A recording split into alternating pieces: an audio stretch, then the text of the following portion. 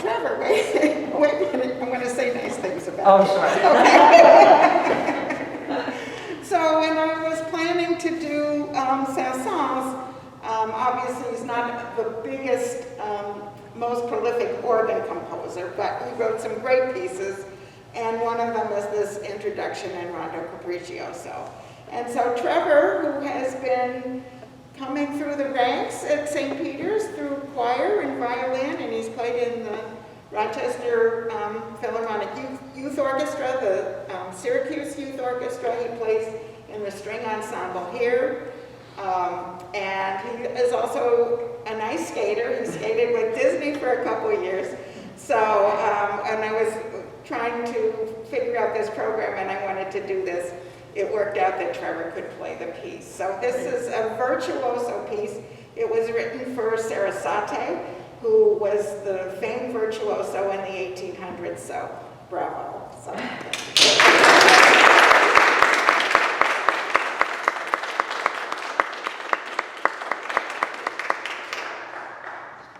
So we have a mini French fest today. Notice the red, white, and blue colors of the French flag. And we also have French pastries. So we did our best. As I said, Saint-Saens was a wonderful composer, teacher. He was an organist, he was a pianist, and he was obviously had a long life, very talented man. Did not write too many pieces for organ, but I was interested in my E. Power Biggs Faithful LP that had this Fantasia that I will play later. And it's kind of a fun piece, certainly not a church piece. And of course the other pieces that are really familiar, Carnival, the Animals, Dance Macabre. He's written several piano concertos. My favorite is the one that they say is from Bach to Offenbach. So anyway, I just couldn't resist bringing a little bit of French. I don't speak French, but I have a few offerings here. So next, just probably the most famous piece from Carnival, the Animals, the Swan.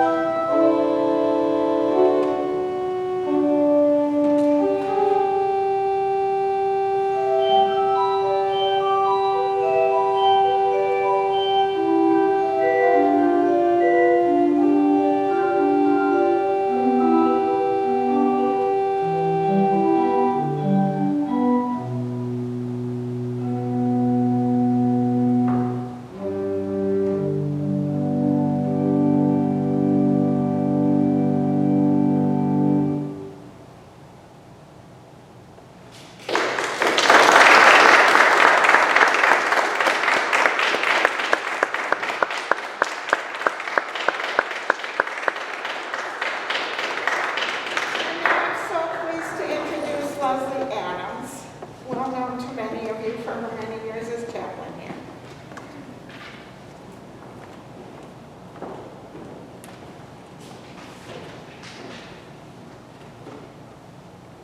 Very nice to be back in my old home space here.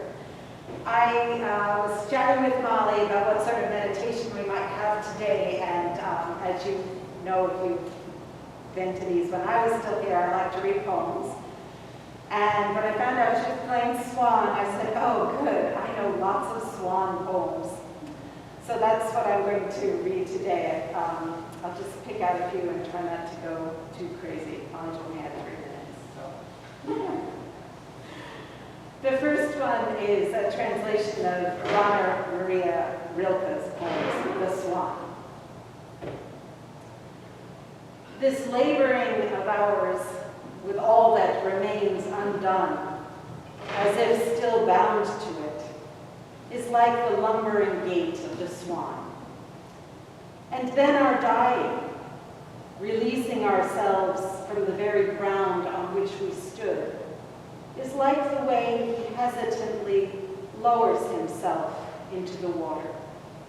It gently receives him, and gladly yielding flows back beneath him as wave follows wave, while he, now wholly serene and sure, with regal composure, allows himself to glide.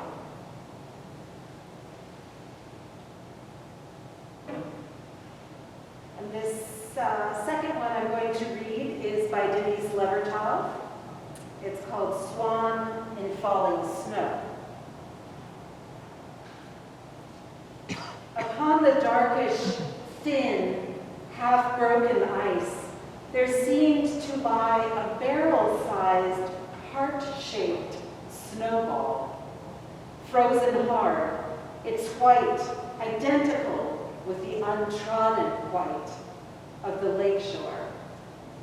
Closer, its somber face, mask and beak, come clear, the neck's long cylinder and the splayed feet, balanced, weary, immobile. Black water traced behind it, an abandoned gesture, soft in still air, snowflakes fell and fell. Silence deepened, deepened. The short day suspended itself, endless.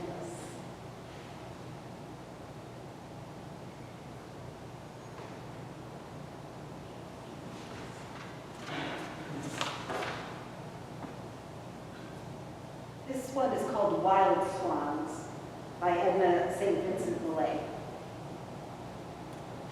I looked in my heart while the wild swans went over, and what did I see I had not seen before? Only a question less, or a question more. Nothing to match the flight of wild birds flying. Tiresome heart. Forever living and dying, house without air. I leave you and lock your door. Wild swans, come over the town again, trailing your legs and crying.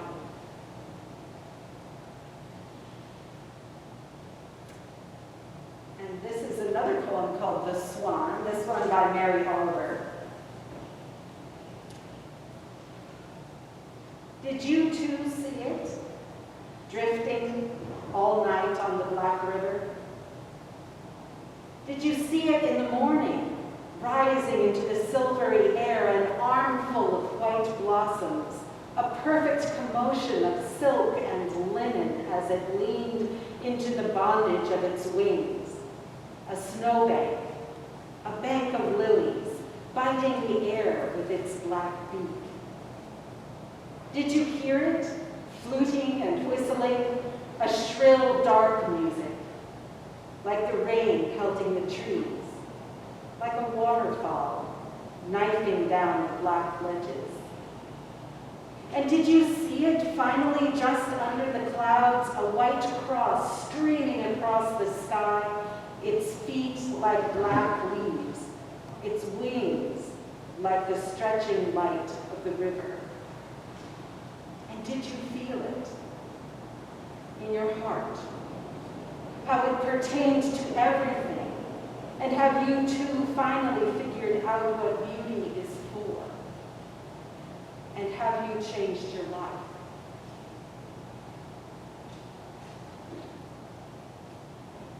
I'm just going to read this last one, which is kind of amusing to me because it's called Not Swans. I drive toward the distant clouds, and my mother is dying. The quickened sky is mercury. It slithers across the horizon. Against the liquid silence, a V of birds crosses, sudden and silver.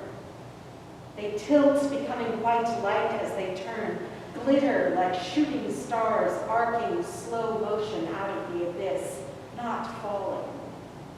Now they look like chips of flint, the arrow broken. I think, this isn't myth. They are not signs, not souls. Reaching blue again, they're ordinary ducks, or maybe Canada geese. Veering away, they shoot into the west, too far for my eyes, aching as they do. Never mind what I said before. Those birds took my breath. I knew what it